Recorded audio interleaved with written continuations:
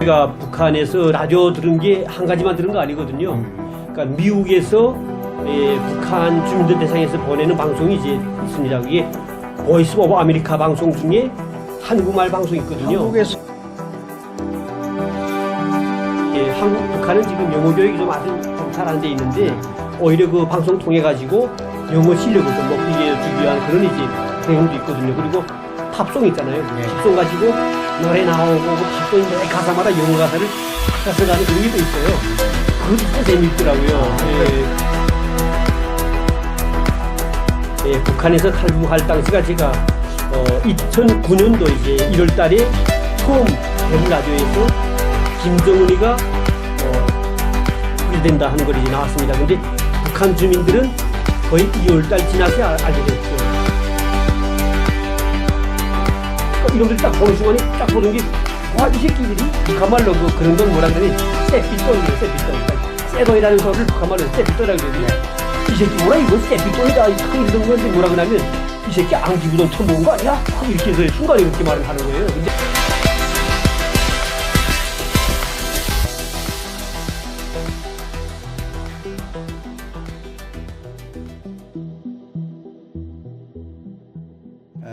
탈북민 그리고 유튜브 연합회 회원으로서 오랫동안 활동하시다가 요즘 개인 사정 관계로 조금 유튜브 활동을 좀 접으신 우리 김영수님을 소개합니다.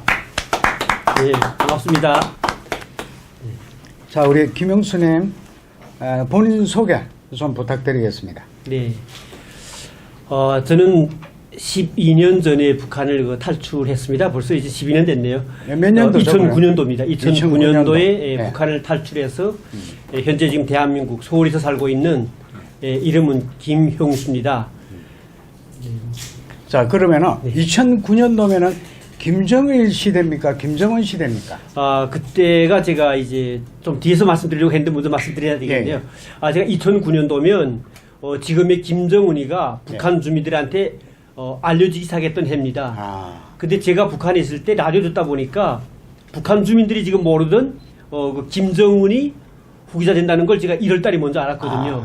그때는 그래서 제가 1월 달에 탈북을 결심했고 그 다음에 이제 2월 초에 결국 북한을 탈출한 거죠. 네. 그러면은 그때 당시까지만 해도 김정일 체제였네요. 그렇습니다. 김정일이 몇 년도에 죽었죠? 2011년도니까 이제 제가 온 다음에 2년 지나서 2년 뒤에 죽었다. 근데 2년 전에 벌써 네. 김정은이가 후계자 수업을 하고 있다는 얘기를 이미 우리 김영수 씨는 알고 있었다. 자, 그러면은 간단하게 또 이제 뭐 학력이나 경력에 대해서 북한에서 학력이나 경력에 대해서 말씀을 좀 해주시죠. 예. 제가 북한에 있을 때는 김일성 종합대학 생물학부를 졸업했습니다. 김일성 종합대학 생물학부는 평양의 우선 종합대학은 대성구역에 있는 대학이고요. 저는 80학번입니다. 80년도에 입학해서 87년도에 졸업했습니다. 그러니까 북한은 대학이 예비과가 있고 예비과 1년 다니고 나서 본과 입학하거든요. 7년이네. 그러니까 횟수로 이제 7년이고 학위는 6학년까지 있어요. 그러니까 이공계는.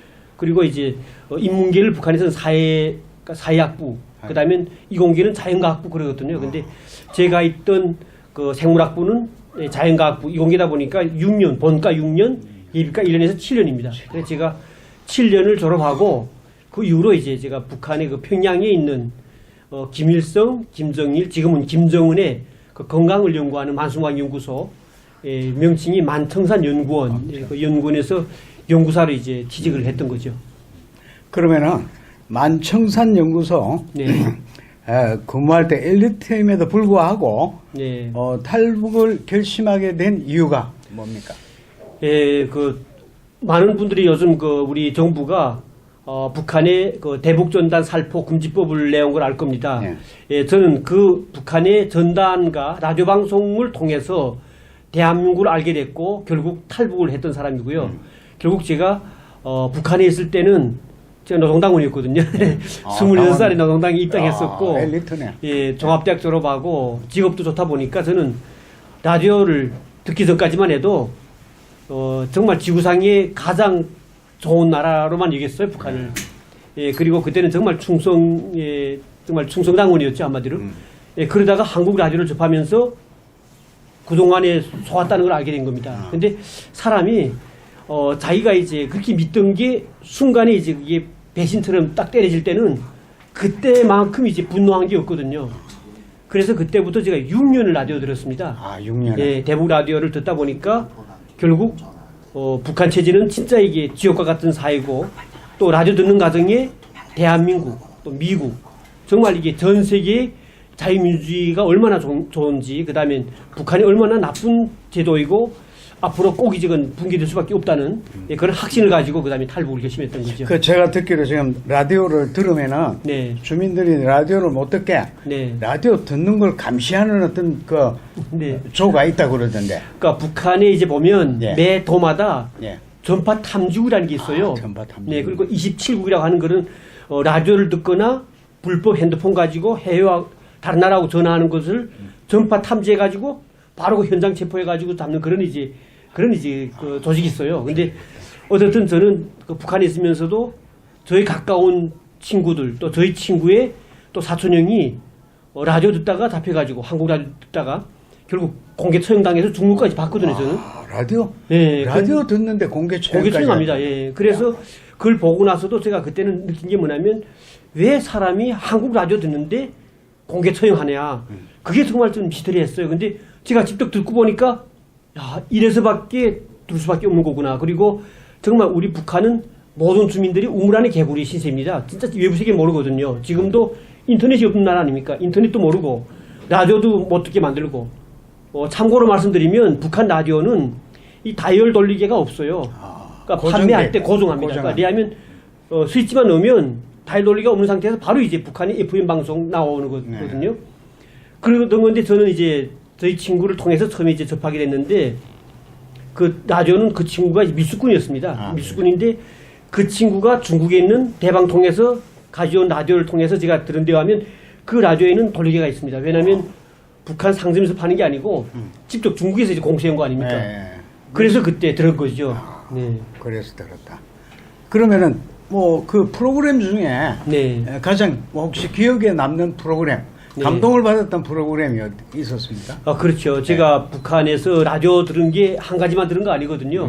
그러니까 미국에서 북한 주민들 대상에서 보내는 방송이 이제 있습니다. 그게 보이스 오브 아메리카 방송 중에 한국말 방송이 있거든요. 한국의 소리 방송. 네, 한국 소리 방송. 그 방송이 VOA 방송. VOA. 그리고 RFA 방송이 이제 자유아시아 방송. 다 우리 한국말로 해요. 한국말. 네, 그 방송. 그리고 이제 국동 방송. 저 기독교 방송이에요. 그리고 KBS의 이제 지금은 한민족 방송인데 제가 한창 들을 때는 사회교육 방송이었어요. 사회교육 청취자 여러분 안녕하십니까? 여기는 대한민국 서울에서 보내드리고 있는 한민족 네트워크 채널 KBS 한민족 제1방송입니다. KBS 한민족 제1방송은 중파 972kHz와 단파 6015kHz로 방송해드리고 있습니다. 지금부터 KBS 한민족 제1방송을 시작하겠습니다.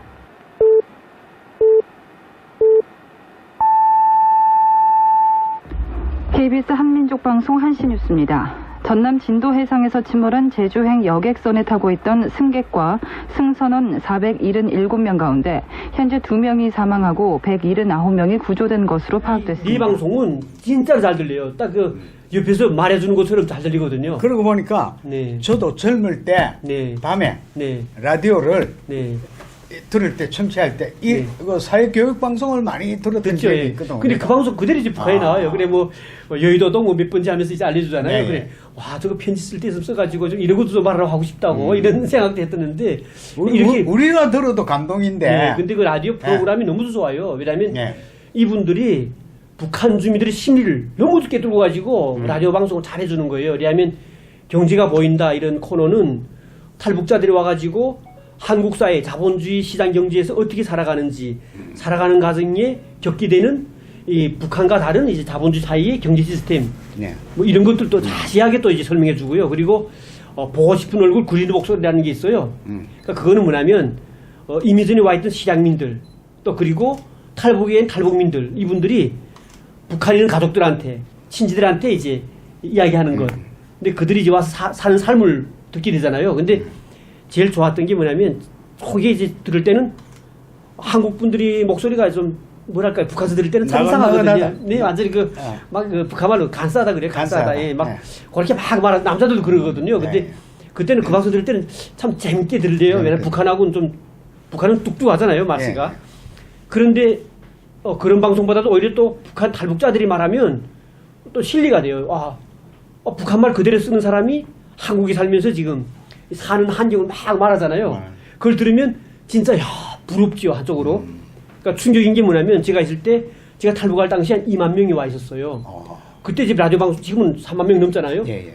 그때 그 방송에서 이젠 탈북자가 2만 명 시대가 된다는 소리에 와 저렇게 많이 가는데 내 아직도 못 가고 있지 그런 생각도 했거든요. 그 라디오를 들으면서 나도 그 사람들처럼 맞습니다. 예. 남쪽에 남한에 가야 되겠다는 네. 생각을 하셨군요. 그리고요 또 이제 네. 프로그램 중에 하나 또 뭐 있냐면 네. 북한 탈북자들이 중국에 와서 혹시 어려울 수 있기 때문에 중국말 방송, 중국 어방송, 중국. 그런 것도 조금 하고 있고요. 그리고 영어 방송을 많이 해줘요. 영어 방송. 그러니까 왜냐하면 듣다가 이제 북한은 지금 영어 교육이 좀 아주 좀 잘 안 돼 있는데 오히려 그 방송 통해 가지고 영어 실력을 좀 높이게 주기 위한 그런 이제 프로그램도 있거든요. 그리고 팝송 있잖아요. 그 네. 팝송 가지고 노래 나오고 그 팝송이 매 가사마다 영어 가사를 막 해석하는 그런 게 또 있어요. 그것도 진짜 재미있더라고요. 그런 아이고, 것들. 야. 진짜 이게 프로그램이 너무 좋았어요. 이게. 그때만 해도 네. 그때 당시만 해도 올드팝 네. 이런 게 한국인이 뭐 좋아하는 올드팝 맞습니다. 이런 예, 게 그런 것도 많이 나오죠. 나왔거든요. 네. 그런 거 그냥 보면서도 들으면서도 팝에 그렇죠. 대한 또 음악에 대한 또 관심도 있었군요. 네.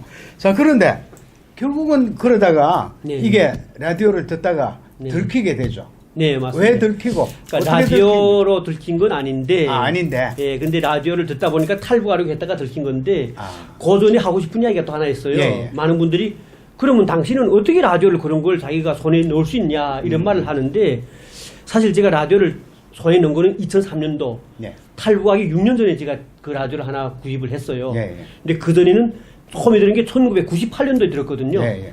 근데 평양에 있다가 제가 휴가로 지금 집에 갔는데 저희 고향 친구가 정말 소꿉놀이 친구인데 그 친구는 토대가 나빠요. 성분 토대가. 그래가지고 공부는 잘하는데 대학도 못 가고 밀수를 했어요.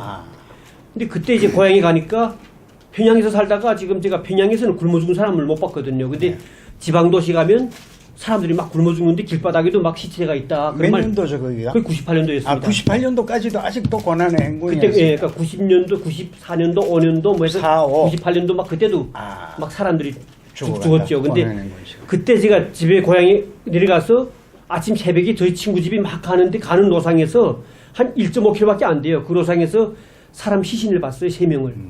정말 충격이었거든요. 근데 네. 사람이라는 게 육감이라는 게 있잖아요. 그러니까 멀리 딱 보면 사람이 새벽인데 지금 누워있는 것처럼 보이기 때문에 네. 저는 왜 새벽인데 저렇게 자고 있지 길바닥에서 하고 가까이 가면 어느 정도 가게 되면 사람이 순간에 이 머리띠가 딱 오싹하면서 순간에 그 육감적으로 그 사람이 지금 온기가 없이 냉기가 있다는 그런 게 이제 싸우면서 느껴진다. 죽었구나 하는 거 딱 느껴질 때가 있어요. 그래서 가까이 가지도 못하고 있다가 그럼 주변 보니까 사람들 지나가면서도 그 시신을 보는 사람들이 그저 그대로 덤덤해서 보고 막 지나가는 거예요. 근데 그 시신 하나 본 게 아니고 그 1.5km 친구 집에 가는 기간에 3명을 봤습니다, 제가. 그래, 가자마자 저희 친구하고 만나서 반갑다는 인사 전에, 야, 이놈아, 지금 길에 지금 사람 시체가 있는데, 왜 저거 지금 사람들이 치우지도 않고, 왜 보는 사람마다 거기서 막 지나가냐고 막 이랬거든요. 근데 그때 저희 친구 하는 소리가 뭐라 그랬냐면, 야, 이 미친놈 새끼야, 넌 평양에서 살다 보니까 배급도 타먹고, 배불렀으니까 굶어 죽는 거는 모르지. 지방도시는 이미 전에 이렇게 많은 사람들이 지금 굶어 죽기 때문에 벌써 이제 3, 4년 정도 됐다. 근데 그 시신들은 이미 전에 부모나 자식이 먼저 죽었기 때문에 그 후에 죽은 사람이니까 자기를 그 묘수가 없는 거죠. 그러니까 이미 전에 아버님 돌아갔으면 그날 애 둘을 봤어요. 애 둘이 죽은 시신이고 어른이었거든요. 어른 시신은 자기가 죽는 걸 알았던 것 같아요. 그래서 그분은 이 비닐로 된 그 이제 세수대야 있잖아요. 네. 그걸 그대로 이렇게 딱 베고서 그대로 이렇게 하고 싹 누워서 이렇게 죽었어요. 그래서 그때 제가 느낀 게 뭐냐면 그 친구가 그 말 하는 순간에 야 이게 정말 무슨 모순이 있구나. 그러면서도 한쪽으로 평양하고 지방도시가 얼마나 엄청 차이 나는지 하는 걸 알았고요. 그리고 그때 느낀 게 뭐냐면 북한은 평양하고 지방이 차이 납니다. 평양 사람들은 평양 시민증이 있습니다. 우리 대한민국은 서울 시민하고 뭐 그냥 부산 시민, 뭐 강주 시민, 신분증 차이가 없잖아요. 예. 북한은 평양 시민들은 평양 시민증, 제가 주문에 항상 넣고 있었죠 그때는. 근데 평양 시민증에는 색깔 자체가 약간 감색깔이고요. 그리고 지방 도시 사람들은 주민등록증입니다. 주민등록증은 약간 퍼런 색깔 나요. 그러니까 벌써 이제 신분증도 차이 나고 배급준이가 평양 사람들은 굶지 않았었는데 지방 가보니까 그런 시신을 보는 순간에 제가 충격받았고, 그 친구가 그때부터 제가 그 다음날부터는 친구의 도움 받아가지고 그 친구가 가지고 있던 라디오를 이제 듣게 됐습니다. 그 라디오 듣는 것도요, 참 이 친구가 처음에 이제 제가 막 그 친구한테 이 모순적인 이야기 때문에 막 충격받으니까 술 한잔 마시면서 저는 막 그 이야기 가지고 그 첫날의 충격 때문에 야, 이거 너무하지 않냐. 우리나라가 논이 없냐, 밭이 없냐, 왜 이렇게 굶어 죽고 이러냐고. 그 친구가 지금 나보고 막 욕하던 건데 하루는 다음 달 됐어요, 저보고. 야, 너 오늘 저녁에 좋은 걸 보여줄 테니까 가지 말어. 그래 내가 집에서 부모들이 기다리니까 그럼 내 잠깐 말하고 올 테니까 뭘 보여줄 건데 하니까 지금은 말할 수 없대요. 그래서 제가 집에 가서 어머님한테. 잠깐만. 네. 그때 당시에 그러면은 김영수 씨는 대학생활 때였습니까? 아니면은 아니죠. 만청산 연구소 있을 때입니까? 있다가 나와서 중앙당 갔다가 예. 그다음에 그 이후에 또 다시 또 지금 제가 고초를 겪고 있어요. 예. 그 뒤에서 좀 이야기할 건데. 그래서 지금 그때 당시 또 그러니까 평양시에 탈북 지금 직전 얘기군요, 지금. 탈북 직전보다 폭되죠. 그게 조금. 한 거의 10년 전 되죠. 탈북하기 10년 전. 그때 이제 처음에 라디오를 접했고, 그 친구가 이제 들어주는 라디오 속에서 처음에 한국 분들이 말하는 그 말씨를 처음 알아듣고 충격받았죠. 보이부에 네. 끌려가게 된 동기와 네, 혹시 그게 뭐 중요하죠. 그게- 고문을 많이 네. 당하셨다고 그랬는데 네. 우리가 듣기에 그 보이부나 들어가면은 네. 뭐 엄청난 그 고문 네. 한다고 그러는데 어떤 정도의 고문을 겪었습니까? 우선 왜 이제 제가 탈북을 결심했었는가 하는 것부터 좀 말씀드리면, 예. 북한에서 탈북할 당시가 제가 2009년도 이제 1월 달에 처음 대북 라디오에서 김정은이가 후계자된다 하는 걸 이제 나왔습니다. 근데 북한 주민들은 거의 2월 달 지나서야 알게 됐죠. 근데 저는 대북 라디오 듣다 보니까 대한민국 라디오와 미국 라디오에서 김정은이가 후계자된다 이렇게 나온 거예요. 그때 제가 충격받은 게, 그 당시까지만 해도 북한 주민들은 김정일한테 자식이 딸밖에 없는 줄 알았거든요. 저도 그렇고 마찬가지고. 그러니까 북한은 철저하게, 지금 김정은도 자식이 뭐 정확히 모르지 않습니까? 예. 아들이 몇 살이고 자네가 몇이고, 어제는 또 뭐 누군가 말하는 게 지금 이설주가 4번째 자식을 해산했다 뭐 이런 말도 있는데 다 미스터리예요. 북한 주민은 몰라요. 이게 지역 간부들도 모릅니다.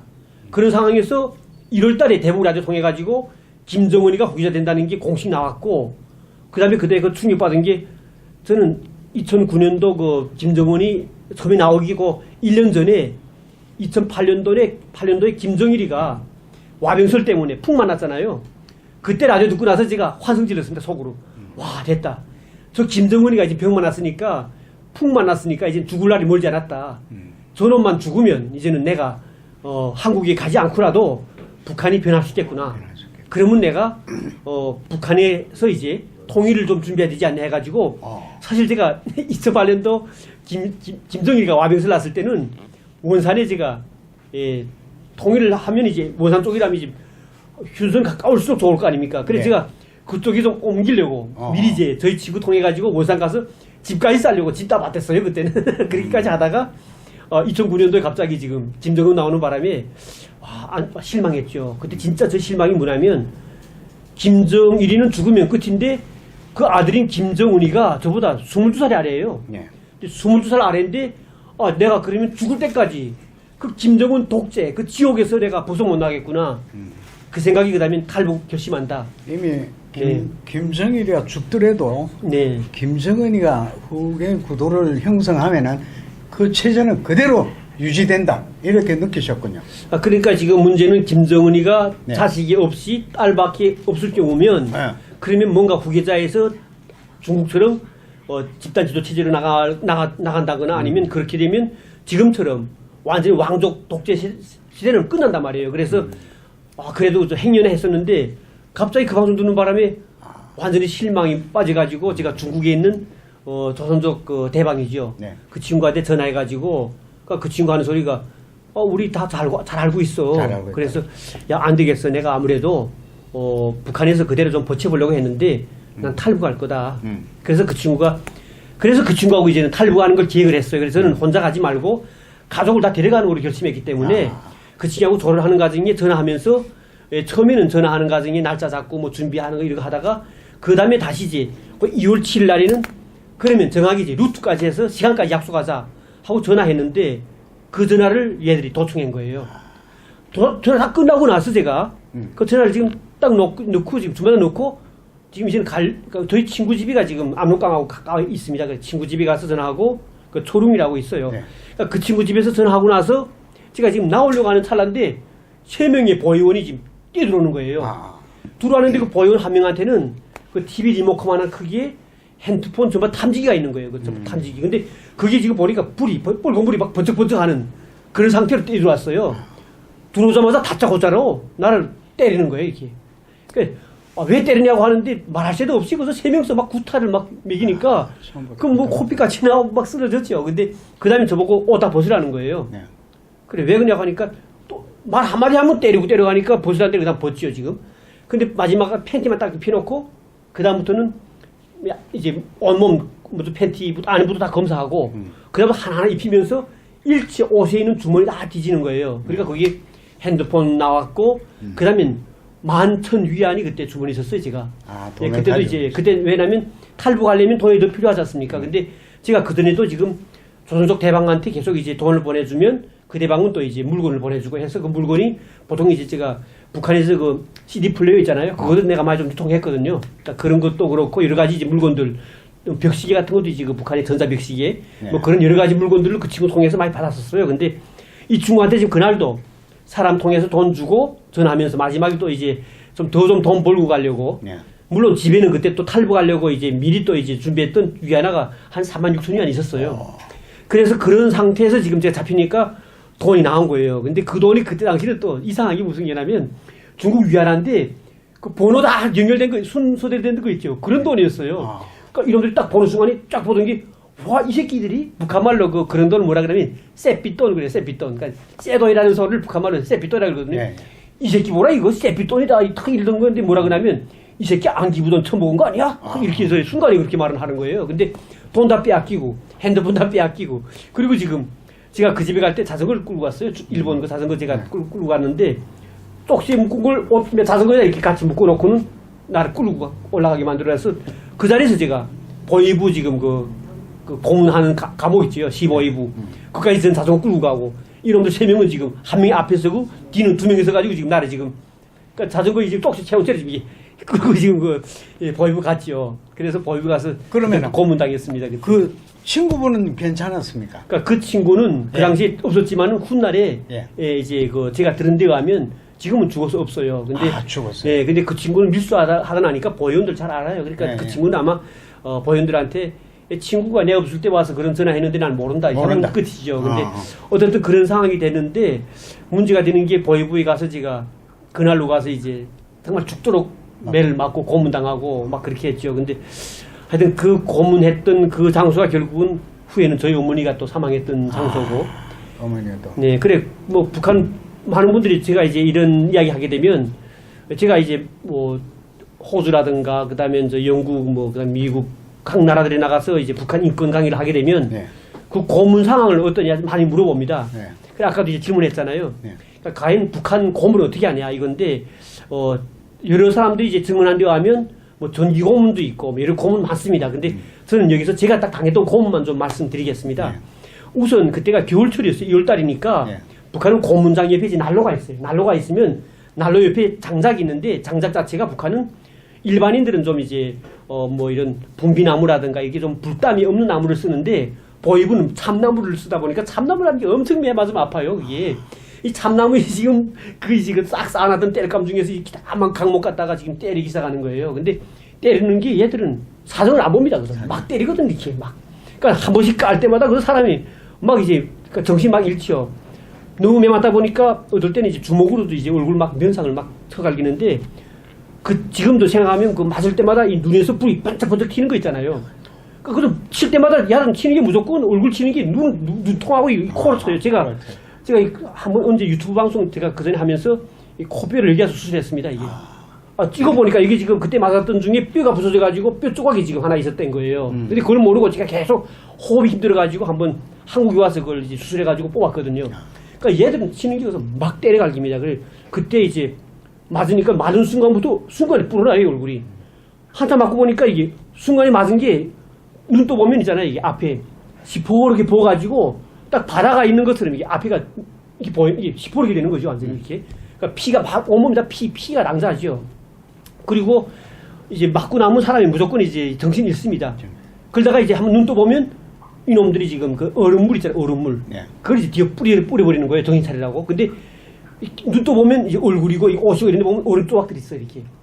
그러니까 그렇게 이제 얼음 조각에서 정신 차리고 이렇게 하는데, 그러면 뭐 야들은 또 그 걸레에 피넣어가지고 야, 그 닦아, 이게 닦으라 그래요. 그러면 또 내가 또 제가지고 이게 그러면서 그때 내가 한 소리가 뭐냐면, 당신들 내가 무슨 잘못했는데 날 때리냐. 그러니까 이놈들이 나한테 그때 한 소리가 지금도 기억이 생생한 게, 야 이놈아, 여기가 보안서 감옥이 보안서 구장이 아니다. 그러니까 보안서는 북한은 경찰서예요. 그러니까 경찰서 감옥이 아니다. 여기는 보위부 감옥이다. 보위부 감옥은 섰다 들어와서 그러니까 누워서 죽어나가는 곳이거든. 너 몰라? 여기 들어온 순간에 너는 사람이 아니고 짐승인 거야. 그러는 거니까 공민권 박탈한다는 거예요, 얘들은. 그러면 나보고 지금 그러니까 내가 인정 못하겠다. 내가 무슨 잘못이냐 하면 또 인정 안 해? 또 때리는 거예요. 그러니까 얘들은 때려가지고 처음부터 겁을 칵 주는 거죠. 그리고 그때 고문하는 게 말하기, 얘들이 3명서 날 때리는 게 숨을 썩썩 할 정도까지. 얘들 자체가 3명이서 고문하면서 오히려 숨을 막 헉 할 정도니까 얼마나 고문 세게 하는 건 이해야 되잖아요. 그리고 힘들 때는 의자 있잖아요. 그 옆에 의자. 야, 그거 들어 합니다. 들잖아요. 병에 가서 또 들기만 들어 이렇게. 진짜 이게 잠깐 들기는 쉬운데 한참 들다가 조금 움직이면 또 몽주 야 이 새끼 왜 움직여? 하고 또 때리고 이렇게 하거든요. 그리고 이 각자 가지고 무릎에다 이게 끼워가지고 이게 간절 뽑기라고 그러죠. 이 어깨를 눌러요 이렇게. 야 아직도 너 그대로 지금도 너 지금 고백하지 않을 거야 이거죠. 자백하라 뭐 이건데. 무슨 돈이냐? 그러니까 그것보다도 우선 내가 지금 핸드폰 가지고 전화했지만은 그러니까 나는 그것도 장사하려고 전화했다는데 넌 장사 아니다. 네가 지금 안기부하고 연결됐다 이거. 난 근데 그런 게 전혀 없다 나는 막 이렇게 주장하잖아요. 근데 그때 제가 그 핸드폰에 이미 제가 탈북하려니까 그때 이제 그 브로커 통해 가지고 이미 한국에 와 있는 그러면서도 브로커 일을 하는 그 탈북자. 근데 그 우리 고향에 있던 사람인데 좀 푼낯은 알아요. 그러니까 그 친구한테 좀 연결해 달라 해가지고 한번 전화했던 적이 있는데 딱 2통화 해봤습니다. 근데 그때도 그 친구가 전화하는 게 너무 길면 안 되기 때문에 짧게 하다 보니까 근데도 그게 지금 잡혀 있는 거예요, 이게.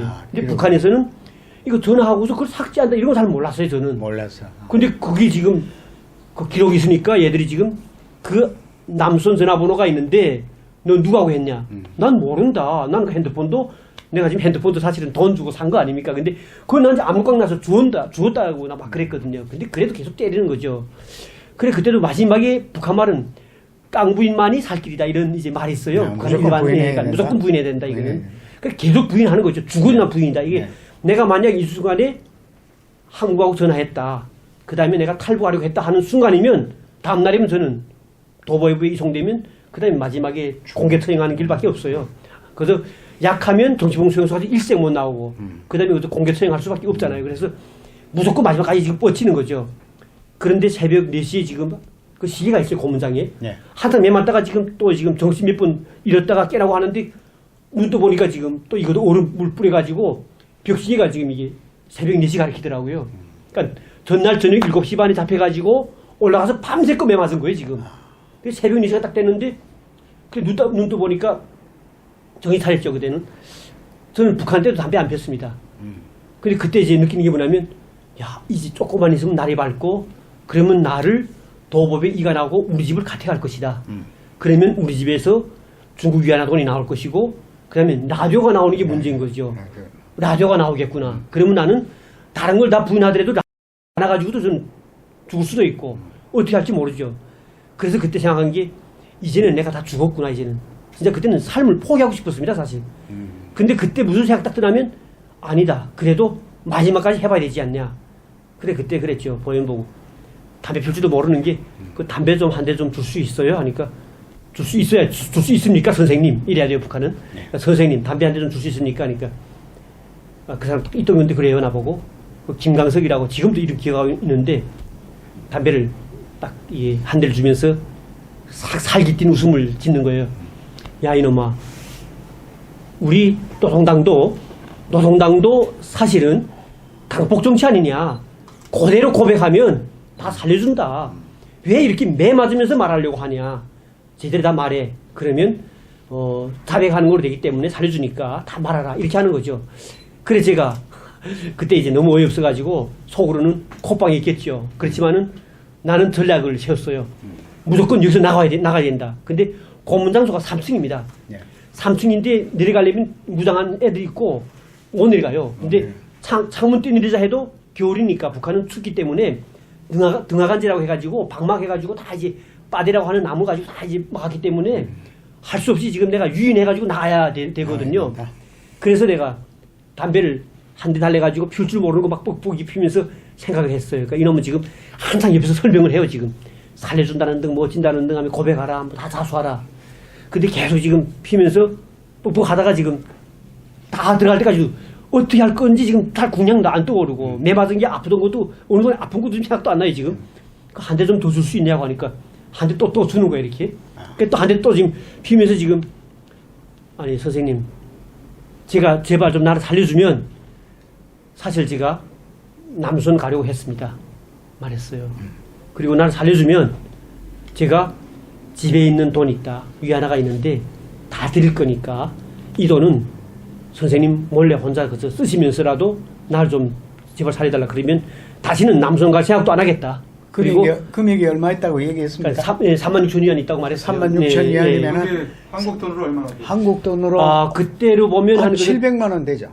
그러니까 그때로 보면 더 되죠. 그때는 거기서 한 8, 900만 원 될 거예요. 네, 그러니까 북한 치고는 몇 천만, 한 8, 9천, 8천 달러가 거의 되잖아요. 이놈 큰 돈이죠. 그러니까 북한에서는 뭐 거의 한 10배 가치를 하니까. 그러니까 이놈이 지금 보아라.